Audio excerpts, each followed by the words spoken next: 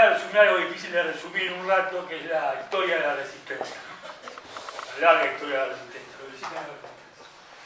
Van a ver acompañamiento unas imágenes que tratan de resumir esa historia, más que nada como compañía. La pregunta de qué fue la resistencia, tantas veces hecha, tiene por lo menos que, si se puede, periodizarse en 4 o 5 etapas, que en algún caso fueron mencionadas y que tienen que ver con qué era posible hacer desde el peronismo frente a ese escenario nuevo. Un peronismo, como te decía, que era la intemperie después del golpe y que intenta primero inorgánicamente dar respuesta a lo que, como se mencionó, es el intento de desperonizar el país. Perón va al exilio el 3 de octubre, comienza el exilio el 3 de octubre del 55, y piensa en lo que eran las comunicaciones. La primera comunicación llega en enero del 56. Ese proceso da lugar a un peronismo silvestre, de alguna manera, que empieza a dar respuesta inorgánicamente a lo que empieza a ser un progresivo avasallamiento del gobierno de Leonardi, y también Leonardi empieza a avasallar eso, más allá que fuera distinto a Aramburu, y con Aramburu eso se desata. Con Aramburu y Rojas eso se desata, y tiene varios hitos entre los que se destacan la intervención de la CGT, la disolución del partido, el Partido Peronista. No se vuelve a tener Partido Peronista, el Partido Justicialista va a ser una creación propia de la proscripción en el año 59, el decreto 4161 y la persecución sostenida desde distintos ámbitos a todo lo que tuviera que ver con el peronismo, enmarcado en purgas en todos los ámbitos, a nivel estatal, a nivel de las Fuerzas Armadas, la inhabilitación, la interdicción de bienes de muchos de los participantes del gobierno peronista, etcétera, etcétera. ¿Qué es lo que cambia, empieza a cambiar esa situación? Como dije, primero hay una etapa muy artesanal, se diría, que tiene que ver con esto que se mencionaba de los caños, ¿no? Que eran pequeñas formas de tratar de resistir de alguna manera este avance casi imparable de parte del nuevo gobierno. Y esto empieza a cambiar después de lo que son los sucesos de junio.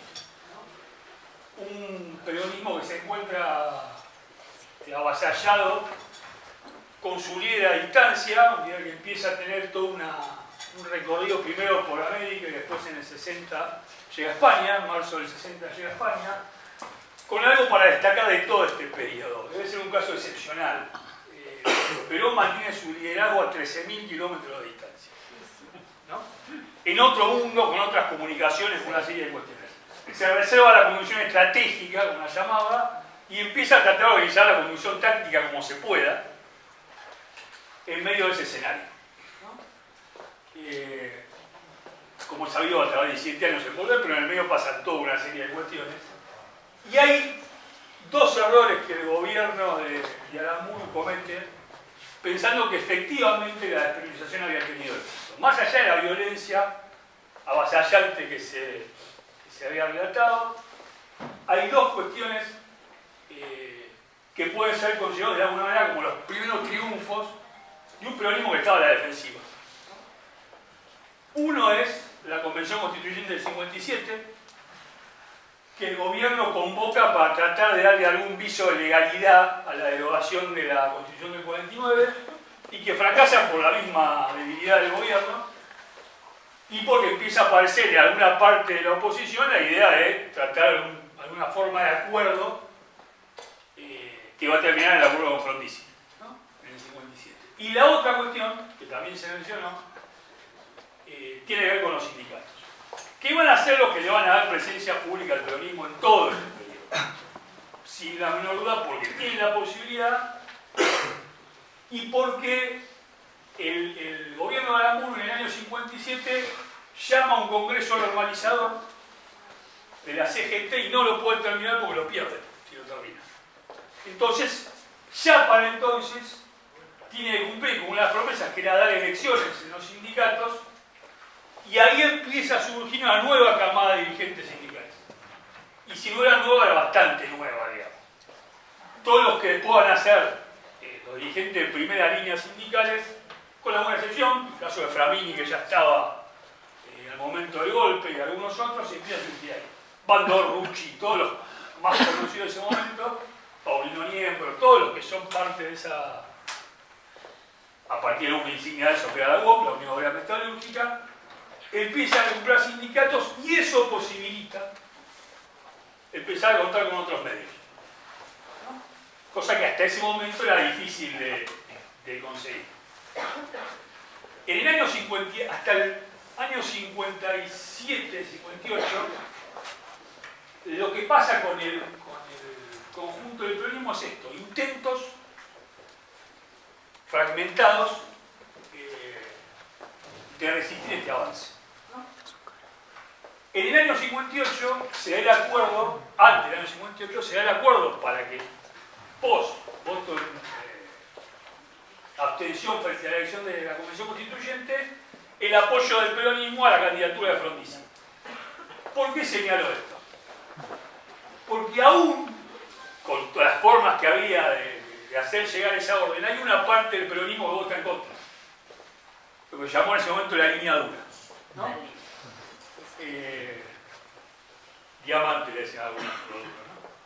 ¿Qué implica esto también? Que aún en ese momento había una parte intransigente. El peronismo va a oscilar en todo este periodo en relación con los márgenes de la legalidad que los distintos gobiernos van dando, entre una cuestión de legalidad y una cuestión de intransigencia frente a eso. ¿No? El propio Perón lo que va a hacer es tratar de tener la versatilidad para ir adaptándose a esos contextos distintos. ¿No? Y en esto radica también el tema de la construcción estratégica. Ir viendo los distintos escenarios. No hay un escenario igual a otro. Esto siempre ha sido así. Apenas el gobierno de Frondizi asume, va quedando claro que las promesas de ese acuerdo no se van a cumplir. Pero también va a decir que los pactos están bien para no cumplirse en parte. Tampoco va a estar muy sorprendido con eso. Una de las promesas centrales será la devolución de la CGT a sus legítimos conductores. Frondizi no lo cumple y además empieza a avanzar con toda una serie de legislación que promovía de nuevo la represión del peronismo. El símbolo de esto va a ser el frigorífico Lisandro de la Torre, que además de su carga simbólica que tenía, suponía el inicio de toda una serie de cuestiones que incluyen el plan de racionalización de los ferrocarriles y toda una serie de temas que tienen que ver finalmente con de nacionalizar buena parte de lo que el peronismo había nacionalizado. Frondizi había sido un propulsor del tema del petróleo nacional y hace exactamente lo contrario. Bueno, esa es una historia del personaje, no viene acá el detalle. Escribió un libro de eso. Petróleo nacional. Bueno, hace todo lo contrario. El gobierno no es privativo de Frondizi, digamos, pero suele pasar. Es más fácil ser oposición también que ser gobierno. Esto hay que decirlo.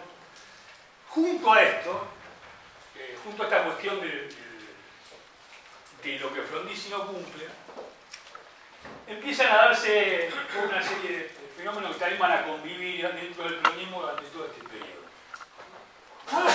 Que también hay que tratar de ubicar en la época y en la incertidumbre de la época. ¿No? De acuerdo a lo que ha sido la respuesta a ese levantamiento que se escribía, el levantamiento liderado por Valle, también se veía bastante difícil intentar formas de nuevo de una violencia y de un intento revolucionario abarcativo como el que quiso hacer en el 56. El levantamiento con lo que el Perón además inicialmente no estuvo de acuerdo porque pensaba que no estaban dadas las condiciones. Más allá de la reivindicación que después hace Perón de esto, ¿no? Porque desconfiaba de cómo era el tema de las Fuerzas Armadas. Hay algo para mencionar. De las purgas que hay, y esto es un problema que las Fuerzas Armadas van a tener de ahí en adelante, las Fuerzas Armadas también se desperonizan. No por la desperonización sola en sí, sino porque el pensamiento al interior de las Fuerzas Armadas se desperoniza. Y esto va a llevar a desencuentros muy importantes a lo largo de la historia hasta acá. Hay 600 oficiales de las Fuerzas Armadas que son dados de baja. Piensen que por año salen alrededor de 70 o 80 oficiales por fuerza. Es como si sacaras a 3 promociones completas de las 3 fuerzas. El objetivo de eso era claro, y junto a eso se da la entrada de las asesorías estadounidense y francesa en las Fuerzas Armadas, y la entrada de lo que después va a ser llamado la Unidad de Seguridad Nacional. Esto es un detalle también bastante más amplio que tiene que ver con la forma de responder a los levantamientos posibles, a las formas revolucionarias que se tenían posibles de acuerdo a esos momentos. Perón, desde el primero de su exilio latinoamericano, centroamericano y después de España, como dije, va a intentar adaptarse a estos distintos momentos. ¿Cuáles van a ser las dos cuestiones centrales de la resistencia? Las dos demandas principales del pueblo peronista en todo ese contexto. Una es la devolución de los restos de vida. Un detalle generalmente olvidado respecto a esto, que no solo que la gente supo rápidamente que el grupo había sido robado, fue un operativo clandestino el del robo del cuerpo de Villa, que estaba, si no recuerdo mal, en el tercer piso de la CGT, de la sede de la que hoy era la sede de la CGT. Hay una manifestación días después en Plaza de Mayo, una manifestación de 500 mujeres en Plaza de Mayo pidiendo la devolución de los restos de Villa. Esto ya ni los libros de los propios peronistas lo recuerdan porque es una noticia perdida, pero fue así, digamos, ¿no? También las formas represivas eran otras, hay toda una cuestión. Y la segunda, por supuesto, el regreso de Perón. Esas van a ser las dos demandas, las únicas dos demandas constantes en todo este periodo. Y no se van a resolver casi hasta el final. Y de esto trata, de mirar todo lo que el peronismo intenta en este periodo, ¿no? Alcanzar esto. Con distintas formas, con distintos protagonistas, con alguna gente más integrada al sistema, con más resistencia al sistema, pero esta va a ser las dos cuestiones centrales. Junto a esto, junto a todo este proceso local, empieza a haber algunas cuestiones internacionales que tienen su influencia también. Porque ¿qué es lo que pasa, ¿no? ¿Qué hace el antiperonismo también en todo este periodo? Va cerrando puertas, ¿no? Va empujando hacia que el peronismo tome otro camino. Porque digo, los ejemplos son estos. Llama a la Convención Constituyente para formar una constitución nueva, fracasa. Llama al Congreso Normal de la CGT, fracasa también, que lo que iba a posibilitar era que el peronismo recuperara el control de los sindicatos. Llama a elecciones sin candidatura del peronismo, porque otra de las cuestiones era que el tema de la proscripción se mantiene, supuestamente Frondizi se iba a levantar, no devuelve la CGT, no le da la personería de nuevo al partido, y en ese contexto, a fin del año 58, se crea el Partido Justicialista, que era una de las formas partidarias en ese momento. ¿Qué es lo que surge? No es ese el ejemplo, pero empiezan los primeros partidos neoperonistas, que al interior del peronismo van a generar toda una discusión, porque después va a ser identificado con el peronismo sin Perón, ¿no? También hay que ubicarlo en la época de eso y en el contexto, no es tan sencillo, porque había que ver qué formas había de hacer política también, pero son intentos de darle, en ese marco de semi-legalidad, de tratar de participar de los lugares que el régimen, ya el militar o el semi-legítimo de Frondizi, etcétera, van a tratar de dar, y esas puertas también son cerradas. ¿Por qué digo esto? Porque cada vez que hay un intento y se intenta participar de una forma de esa legalidad, cuando se llega a la situación concreta, vuelve a evitarse. El ejemplo claro de esto es la elección del año 62. Que acá es la elección de Framini y Anglada, ¿no? Pero que se da en todo el país. Sucede algo que no tiene, yo creo que no tiene paralelo en ningún lado del mundo, ¿no? Como otras cosas han pasado acá. Se dan finalmente, se promueven las elecciones, el peronismo no se puede presentar ni siquiera como partido justicialista, porque vuelven a reflotar con otro nombre el 41-61, y se presenta como Unión Popular, que había sido el primer partido neoperonista, en realidad, el partido de Bramuglia, que tiene otro carácter después, se presenta a Buenos Aires con algún otro nombre en las provincias, gana en 8 de esas provincias, en 8 de las provincias que había en ese momento, gana la Unión Popular, y al día siguiente esas provincias son intervenidas. Solo las provincias donde había ganado el peronismo. Yo no conozco en ningún lugar que pase esto. Porque ¿qué le pasa? Digamos, ¿qué hace Frondizi? ¿Cuál es la lógica de supervivencia de Frondizi? La extraña lógica de supervivencia. Se va siguiendo en todo. Y cuando vos sigues en todo, en algún momento te quedas sin nada. Esto es parte de lo que pasa. Día después se da el golpe, la especie de golpe, que no termina en el definido como golpe, que asume otro radical que es Guido. Un radical de la Unión Cívica Radical del Pueblo, un radical balvinista. Pero el hecho es que se anula la elección. Lo que voy es que, de nuevo, el peronismo intenta distintos caminos para participar y se van cerrando. En ese contexto surgen, en realidad un poco antes, surgen los primeros grupos organizados de la JP, la Juventud Peronista. La Juventud Peronista de los Comandos. Previo a esto, hay dos hechos del año 60, que marcan la irrupción de algo nuevo para el peronismo, que son los primeros actos de guerrilla del peronismo. ¿No? El primero de ellos son los Uturuncos, en Santiago del Estero y con la idea de participar en Tucumán, que es una guerrilla rural, que tiene poca actividad concretamente, pero que marca también un cambio. Yo no sé si están influidos en realidad por el tema de Cuba, para mí no lo es tanto, pero marca una idea de poder desde otro lugar actual por esto que decía los caminos cerrados. Y la primera acción de guerrilla urbana, que no es una acción de la JP de Capital y de Gran Buenos Aires, que la toma un pequeño destacamento de aeronáutica en mayo del 60, del cual participan, entre otros, Emma del Cádiz, Carlos Caride y Felipe Vallese. Felipe Vallese, que va a pasar a ser un símbolo después, es el primer desaparecido de la historia del peronismo. ¿No? Era un delegado sindical de Vallese, además un militante de la JP. Delegado sindical de una fábrica que estaba en Caballito, cerca de su casa. En este nuevo gobierno títere, que es el gobierno de Guido, en agosto del año 62, Vallese es secuestrado y desaparecido. Eso va a crear una de las consignas de la hora del peronismo, que es un grito que estremece: Vallese no aparece. Año a año, no es el único, Vallese no va a ser el único caso, pero es el primero.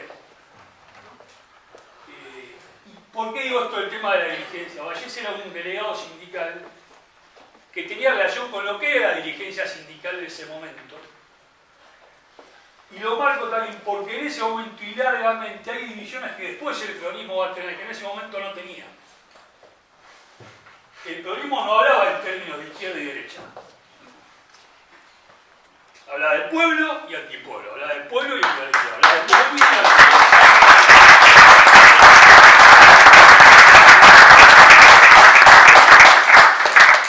Porque el propio Perón se había encargado de insistir en la tercera posición. ¿No? La tercera posición era esto: estar equilibradamente fuera de cualquiera de los imperialismos. El famoso ni yanqui ni marxista, ¿no? Claro, obviamente. Digamos, ¿qué es? ¿Por qué digo esto? Porque hay cuestiones que se van a dar posteriormente, que van a tener un saldo muy doloroso al interior del peronismo, que en ese momento no eran parte de la discusión. Por esto que decía de cuáles eran no las prioridades, pero sí cuáles eran las consignas. ¿No? Había un acuerdo más allá de esas diferencias. Ese año 62-63 marca también un quiebre, y los 2-3 años posteriores, porque nuevamente, cuando vuelve a intentarse participar en la elección del año 63, en ese momento como un frente nacional, que era la idea, la nueva idea que había pensado Perón, se le vuelve a impedir participar, directamente no presenta candidatos en el año 63, pero gana 3 gobernaciones a partir del Partido Unión Peronista, con variantes. No, en el Chaco, y creo que una en Dulán en Salta, si no recuerdo, 3. Y surge en ese tiempo una de las figuras principales del sindicalismo en toda esta etapa, que es Augusto Bandol, que ya había surgido antes, en realidad. El año 64, hoy parece algo extraordinario, pero en el año 64 se llegan a tomar 1000 fábricas en un día. Piensen la capacidad organizativa que hay que tener para tomar y dejar de tomar en el mismo día 1000 fábricas. La organización política que hay que tener para hacer esto, ¿no? Un factor de poder enorme. La UOM llega a tener 500.000 afiliados en un país de 17 millones de habitantes. Monstruoso, es como si yo tuvieras 1,5 millones, más o menos. Ese es un factor, además de lo que genera para el gobierno de Ilia, Ilia era un fervoroso antiperonista. Sí. Era una cosa, digo, porque a veces es presentado como un lindo, un viejito bueno. Los personajes se ven en eso. ¿Por qué digo esto? Porque Ilia va a ser protagonista de lo que es el primer intento del retorno del Perón, a fin del 64. Ese es el año del plan de lucha. Perón, a inicio del 64, anuncia que va a volver durante ese año. Eso me muestra lo que decía de la fábrica, ¿no? Estos son títulos que se repiten todo ese año, ¿no? El plan de lucha tiene 5 etapas. En esta cuestión de las idas y vueltas, antes de lo que va a ser el retorno frustrado, el 17 de octubre del 64 se da la única celebración pública del 17 de octubre hasta el año 73. Hay actos semi-legales, pero no hay actos públicos. El acto en Plaza 11 reunía más de 100.000 personas y lo que se hacía en ese momento, con las comunicaciones que eran posibles, era transmitir la voz de Perón a través de un grabador. Los grabadores gelosos de ese momento, que daban un mensaje que aparte se escuchaba mal, era todo un tema de la época. Junto a los oradores aparecía Perón hablando a lo que después se empezó a llamar militancia, porque tampoco se hablaba de militancia en ese momento. Bueno, pero eran los participantes. La respuesta, y tomando en cuenta esto, ese día hay 700 detenidos.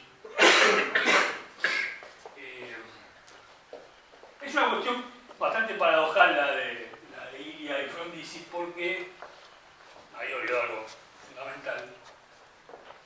Frondizi pone en práctica el plan Conintes, conmoción interna del Estado, el plan de conmoción interna del Estado.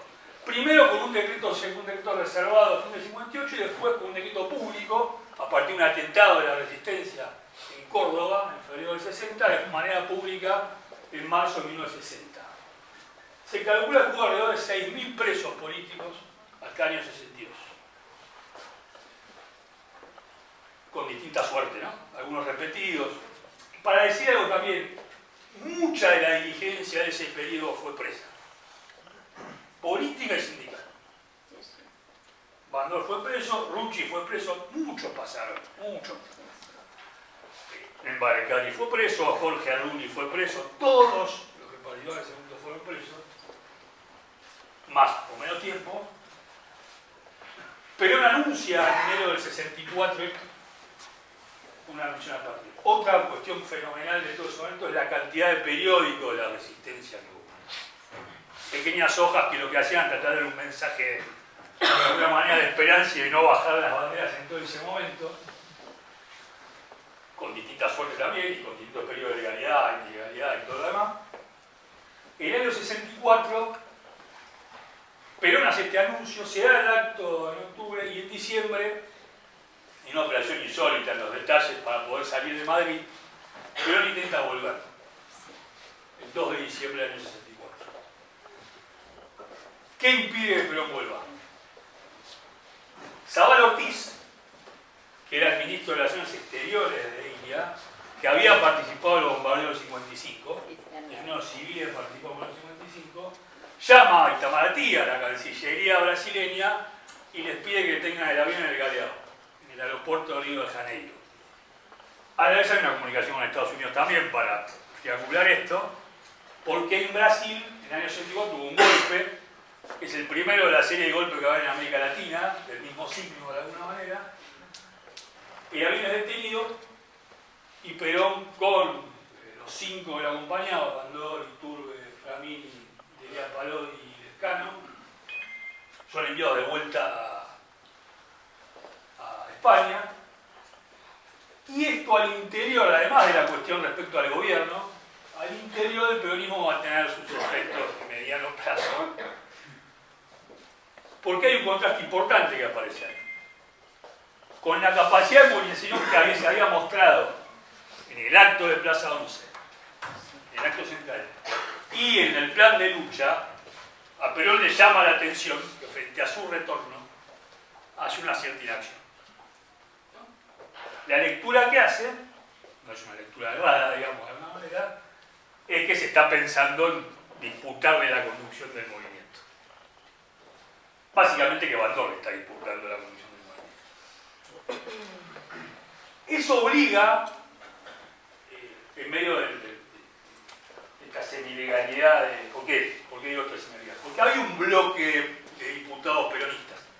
A la vez que había elecciones que se anulaban, hay un bloque de diputados peronistas que estaban en el Congreso del año 63 y después del 65, ampliamente dominado por la dirigencia sindical.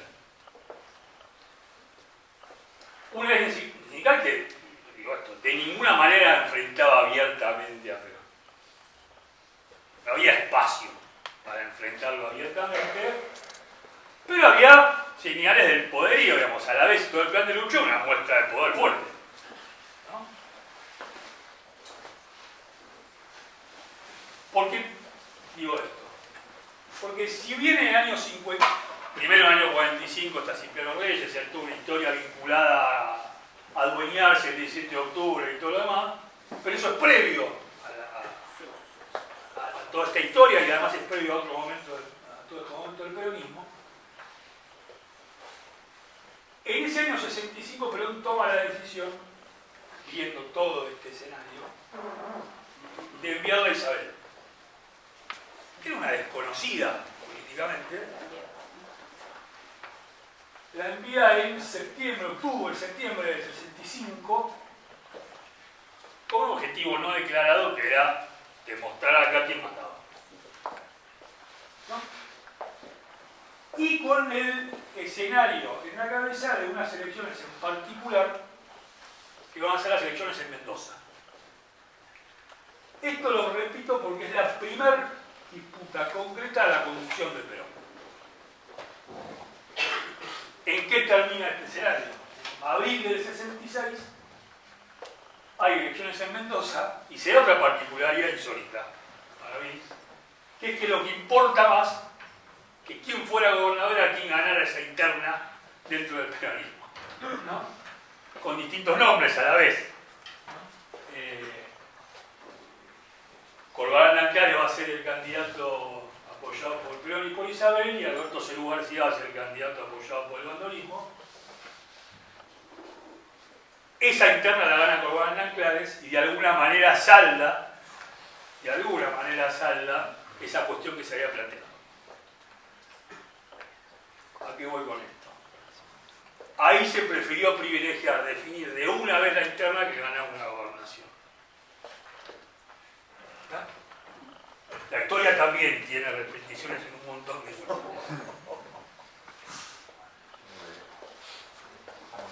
El privilegio... Igual es legislativa esta, ¿no? Sí, pero faltan las que vienen, No voy a entrar ahora en este. No importa. No, pero aparte no es algo, no es algo de ahora. Es una cuestión de larga y muy larga. No, voy a que Perón pone en juego ahí a 13.000 kilómetros de distancia su conducción. Y en condiciones difíciles. Andaba señales de humo. Por otra cosa, Perón no tenía plata. No. No manejaba plata. Bandol sí tenía mucha plata. Entonces, ¿qué lo lleva a esta cuestión? Que era, finalmente, él no podía venir. Intenta prepararla a Isabel para esta situación, que también es apoyada por una parte, por supuesto, del movimiento que estaba acá, que se mantiene sola. Se cuenta que es un detalle, se cuenta que Bandol cuando llegó el único contacto que tuvo fue darle plata para que pudiera moverse acá y después que se arreglara. Era $20.000, $25.000 de la época. Isabel se queda 9 meses. Se va de hecho después del golpe de Onganía, pero se va con la misión cumplida, que era demostrar al conjunto quién mandaba. Hay un hecho, uno de los hechos internacionales que para mí influye aún más, porque hay una discusión respecto a qué es lo que influye más en un contexto, siempre influye ahí, pero yo creo que más que la cuestión de la revolución cubana, para el peronismo hay algo que es decisivo, que es el Concilio Vaticano II. Porque eso tiene efecto para todos. Como se dijo, la base de lo que era el peronismo es la doctrina social de la Iglesia. Que también es algo dinámico después, de acuerdo a los tiempos, ¿no? Es estático, pero tiene que ver con una manera de ver el mundo. La idea de comunidad, toda esa idea viene de ahí, ¿no? Pero no se va a encargar de repetirlo. Humanistas y cristianos, va a decir. Lo cual no implica a la vez que el peronismo no fuera integrador de otros que no fueran cristianos. Esta es otra falacia de la historia y cómo se ha construido la historia. El peronismo tiene, además de la integración, como se mencionó, de sectores que antes no tenían lugar, centralmente los obreros de la dirigencia sindical, también va a tener la integración de árabes, de judíos, de todo tipo, ¿no? Por esta idea de ser un movimiento gregario y un movimiento que sumara, pero no sumar a cualquier costo, sino sumar, de integrar. Y además un movimiento policlasista. Cosa que Perón siempre tuvo claro. Más allá de lo que las idas y vueltas que esto tuvo, ¿no? En ese año, como dije, finalmente se da esta definición. Y también se empiezan a dar discusiones por esto que decía antes. Se intenta una cosa, se cierra, se intenta una cosa, se anula, se intenta una cosa más, hay detenido. Va concluyendo hacia otro escenario. Y en el año 66,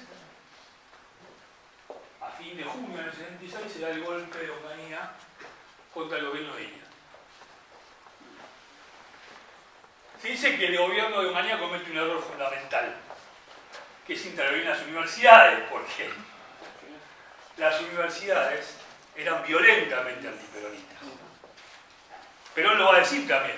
No se olviden que los jóvenes que nos tiraban a nosotros piedras eran los jóvenes de las universidades. Ha sido en general un terreno bastante hostil. ¿No? Acá en La Plata, en el 45, era la cuna del universitario, de la militancia universitaria antiperonista. Incluso más que la UCO. Alegó es esto, esa cuestión, este ataque abierto a todos que tiene Onganía, que lo diferencia de golpes anteriores, en que el objetivo central era el peronismo, no porque perdían de vista que el peronismo era lo que había que atacar más, en todo caso por el peso que tenía, va a llevar a que sectores que habían sido bastante remisos a acercarse del peronismo empiezan a acercarse, sobre todo sectores medios. Y en este cerrarse de los distintos caminos empieza a surgir una nueva expresión ya más organizada, que van a terminar siendo las organizaciones armadas del peronismo. Hay un escenario, también hay un escenario internacional que va a ayudar bastante a esto, que hace que frente a esta opresión cada vez más creciente y que cada vez abarca más, a partir del año 69 debe empezar una serie de levantamientos populares, el cordobazo, el rosariazo, el tucumanazo, el santiagazo, hay Un montón. el chocón, hay un montón, que tiene una cuestión que es que integran a sectores que si no permanecían separados, permanecían distanciados. Había una consigna que era obreros estudiantes unidos y adelante.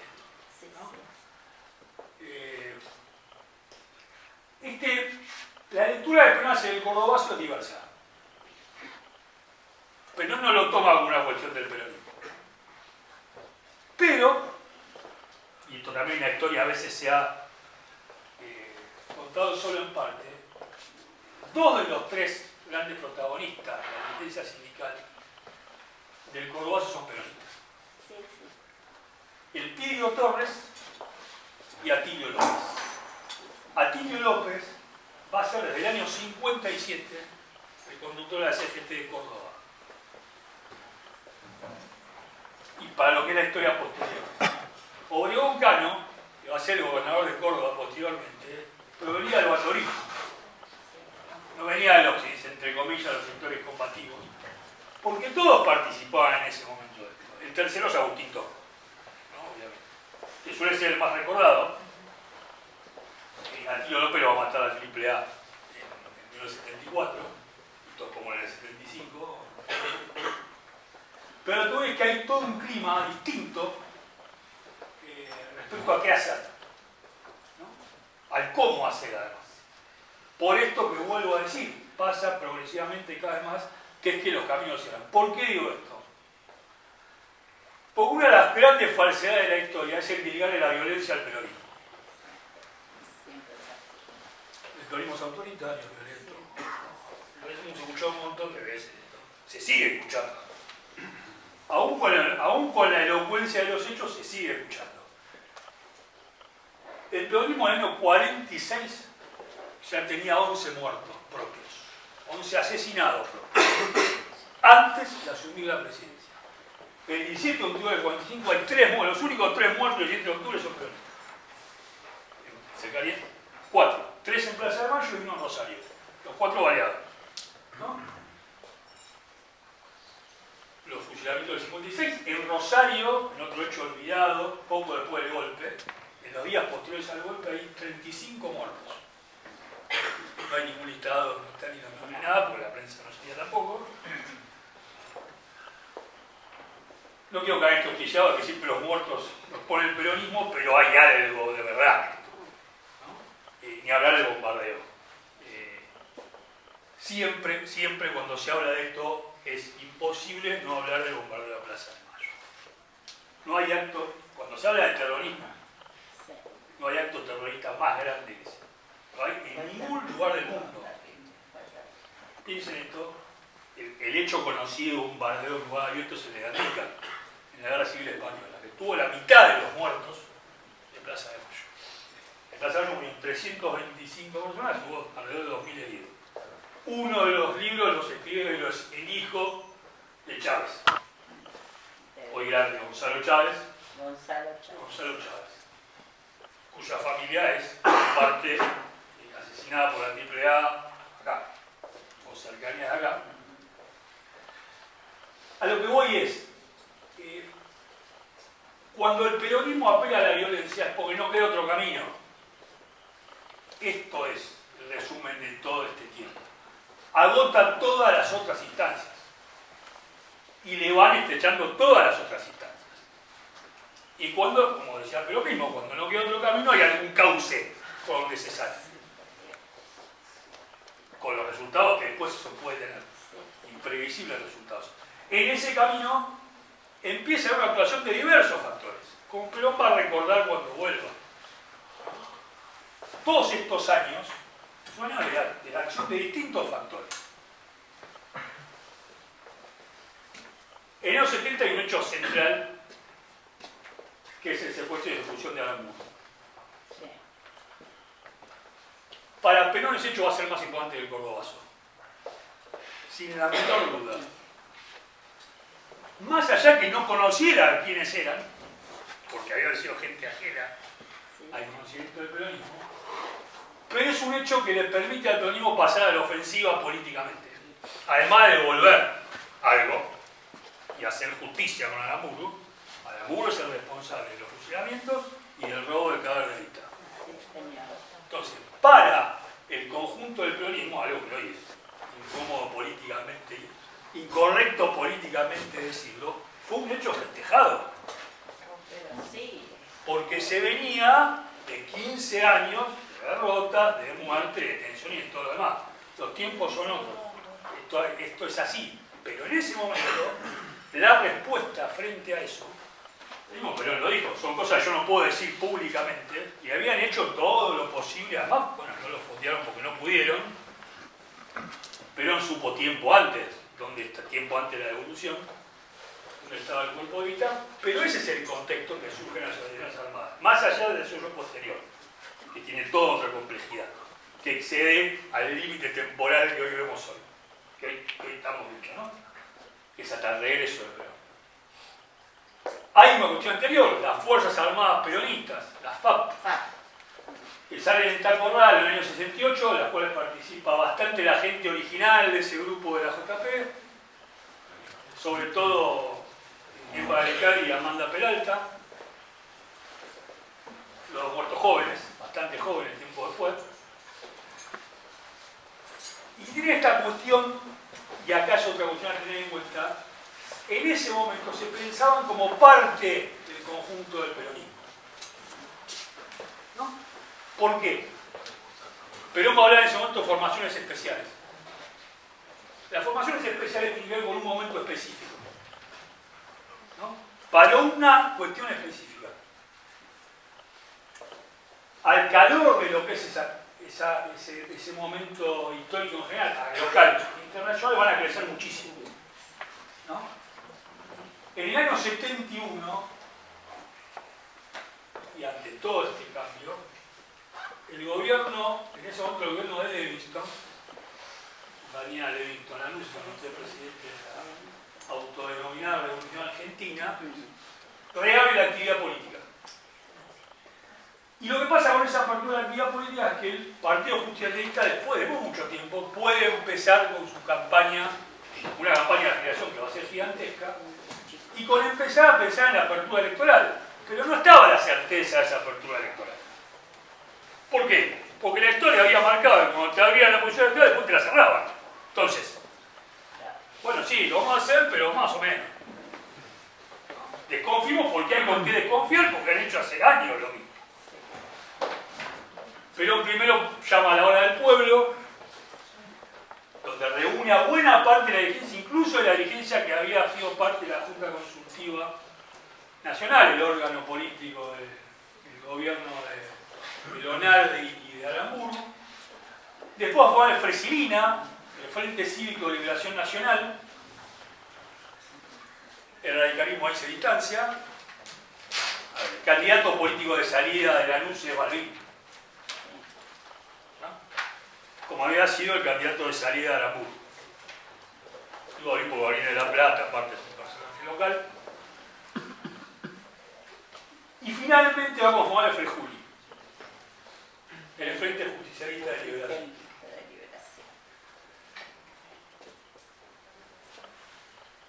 Perón tiene la decisión de volver en el año 71.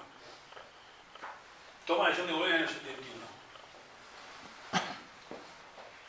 A mí me tocó participar en el libro de Abel Medina Padre, Conocer a Perón, ¿no?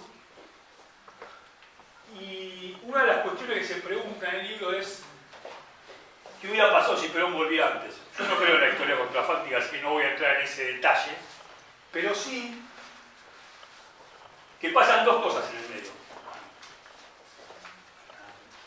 Una es que Perón tenía 77 años. Para cualquier actividad una edad importante. Y la otra es que en ese contexto y en ese periodo de tiempo también el contexto de América Latina cambia. Cambia abiertamente y va a seguir cambiando después. Brasil es el primer golpe del 64 que se da. El golpe de Banzer en Bolivia en el 71,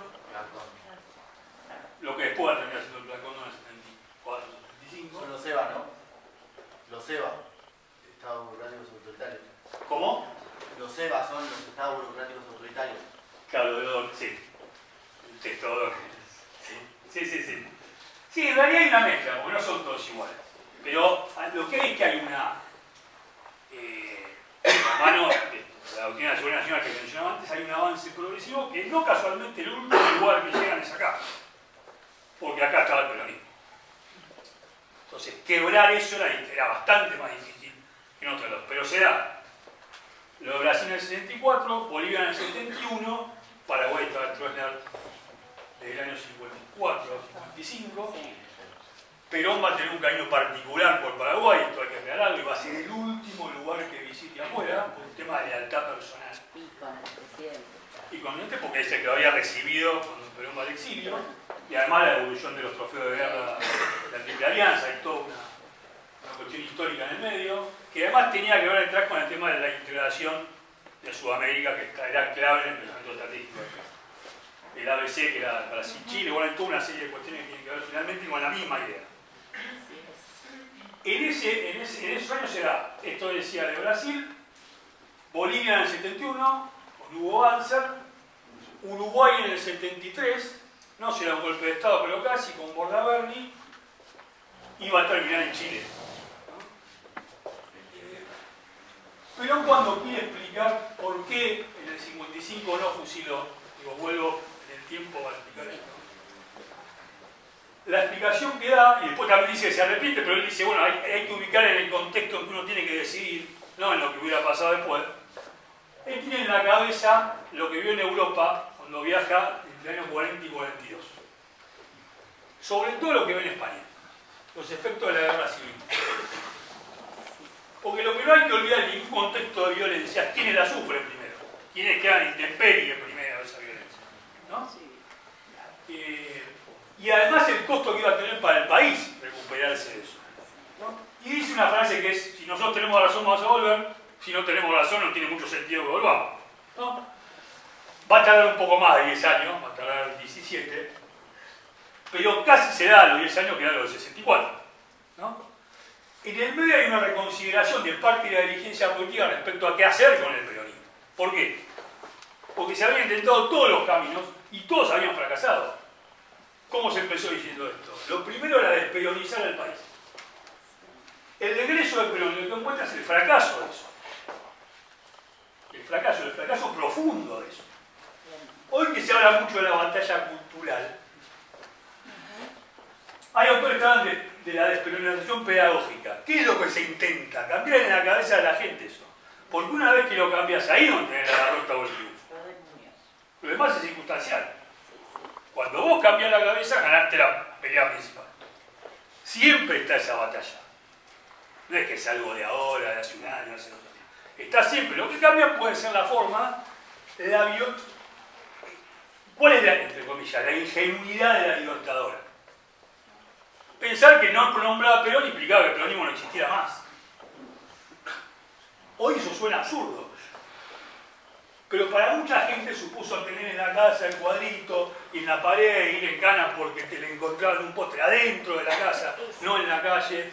Hay un montón de historias anónimas. Yo subí una que tenía que ver justamente con los fusilamientos. En medio de una cosa también, la Libertadora llena la Plaza de Mayo. Llena la Plaza de Mayo. Y cuando se dan los fusilamientos de junio, también hace un acto en Plaza de Mayo. Hay una mujer que se levanta en medio de eso y grita "Viva Perón", ¿no? Casi la lincha. La salva la policía, ¿no? Casi la lincha. Y piden ley marcial, hay una serie de cosas. Lo que digo es difícil ubicar en el contexto de la época. Y los medios que se tenían y la forma que se tenían y todo lo demás. Lo que hace el peronismo en todo ese proceso es tratar de sobrevivir primero a ese embate por distintas formas, tratar de aprovechar los márgenes de realidad que tenía y no se le permite tampoco. Va creciendo, hay sectores que van teniendo su institucionalidad, sectores en los que el peronismo tiene institucionalidad, pero esas dos demandas centrales de todo este periodo recién van a tener respuesta al final de este periodo. Las dos. Para descomprimir de alguna manera en el 71, después de la apertura política, en septiembre del 71 le llevan a Perón los restos de Evita a Madrid, a la famosa residencia de la Puerta de Hierro. Perón hace sacarle fotos al cadáver para que se muestre en qué estado le devuelven a Evita. Los restos de Evita van a ser traídos después en el 74 acá, no vuelven ni en el 71 ni en el 73 tampoco. Y la segunda cuestión era finalmente la vuelta de Perón, ¿no? La Luce, que va a ser el verdadero jefe del ejército en los últimos 10 años, no es Onganía, ni mucho menos Levington, ni cualquiera de los otros, Sánchez Bustamante, cualquiera que quieran nombrarse, tenía un odio personal por Perón. Una cuestión, la Perón ya había ido preso por haber participado del primer intento de golpe, que fue en el 51.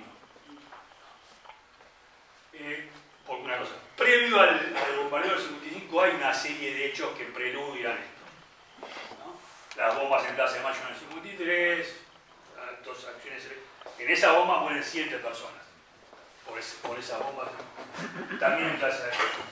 Lanusse, bueno, había ido preso en el 51 por participar de esto y creía que Perón no iba a volver. Porque personalmente lo consideraba un cobarde. Él lo decía en esos términos. La oficialidad no estaba toda tan de acuerdo con eso, pero él tenía esa cuestión y era el jefe de esa fracción política. Y entonces inicia su juego, que es tratar de condicionar de todas las maneras posibles el retorno. Y ahí se da el escenario año 72, que es el escenario final de todo este proceso. ¿Qué elige Perón en ese momento? Una cosa, Perón es el único proscripto de todo el periodo. El único. Cuando se habla de proscripción, que es cierta políticamente para el conjunto del peronismo, todos los demás van a poder participar. De una u otra manera. Perón no. Perón era el límite. Y evita también en un sentido, ¿no? Por eso será el final. ¿Qué responde Perón frente a esto? Perón privilegia el regreso del peronismo al poder político. ¿Por qué? Porque la experiencia le indicaba que no iban a permitir que él volviera por su propia cuenta. La duda estaba en si ese proceso político iba a terminar o no en elecciones. Por las mismas experiencias anteriores, ¿no? ¿Qué hace la Lanusse? Una cláusula proscriptiva solamente destinada a Perón. Que es que los que no residieran en el país antes del 25 o otro 82 no podían presentarse. Tenían nombre, le faltaba el nombre y el apellido y era claro. Frente a eso, lanza el Free Juni y decide institucionalizar unas cuestiones del movimiento y termina designando en un cambio importante internamente como su delegado personal a Héctor Campoy. El tío Campoy, que había sido presidente de la Cámara de Diputados en el primer peronismo. No era en absoluto un recién llegado, pero marca un cambio de línea, porque el anterior, que era Paladino, va a seguir diciendo, bueno, en realidad parece más un delegado de Lanusse ante Perón que el delegado de Perón ante Lanusse, ¿no? Cámpora tampoco es un dirigente combativo. Campo es un dirigente de la rama política del peronismo, históricamente. Y Perón lo elige por eso. Por una cuestión que también se da en el peronismo internamente, que era la pelea entre la rama política y la rama sindical. Pasó toda la vida. Siempre. Pasó toda la vida. En esa definición, cuando los acontecimientos finalmente se precipitan, y frente a la duda de qué podía pasar y quién podía ser el candidato y todo lo demás, y qué iban a ser los otros partidos, lo que logra Perón es reunir a todos esos sectores, desde los más combativos a los menos combativos, detrás de ese objetivo.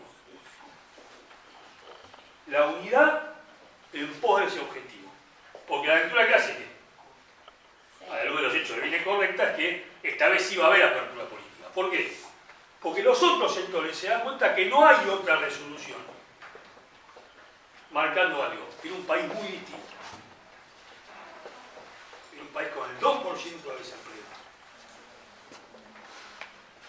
O sea, la dificultad no era el trabajo, no era la vivienda, era otro país.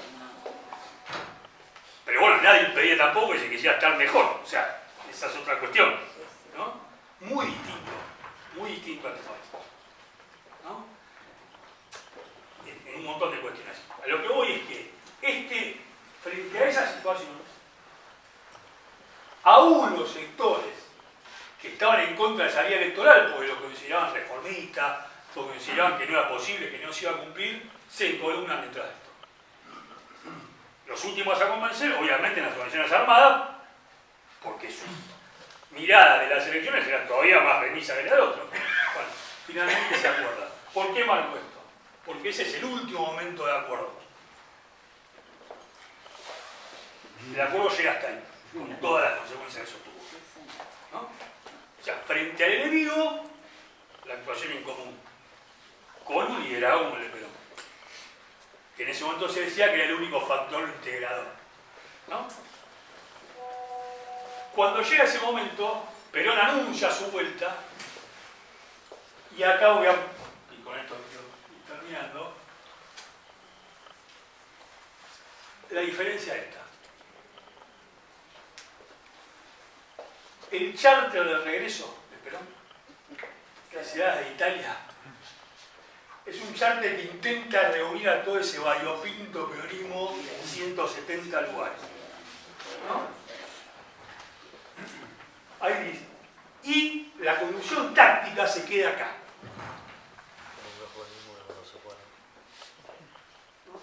De una parte, Rucci y Balmedina, centralmente, son los dos que se quedan acá, que son los que esperan después cuando baja el avión.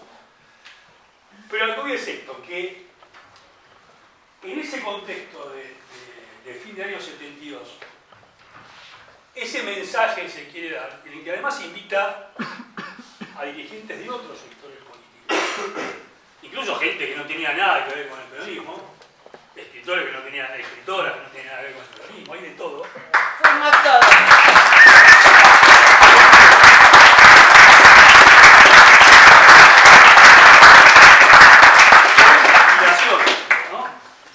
Que era la aspiración de todo ese tiempo, que era Perón de vuelta en el país, y algo que después se va a ver.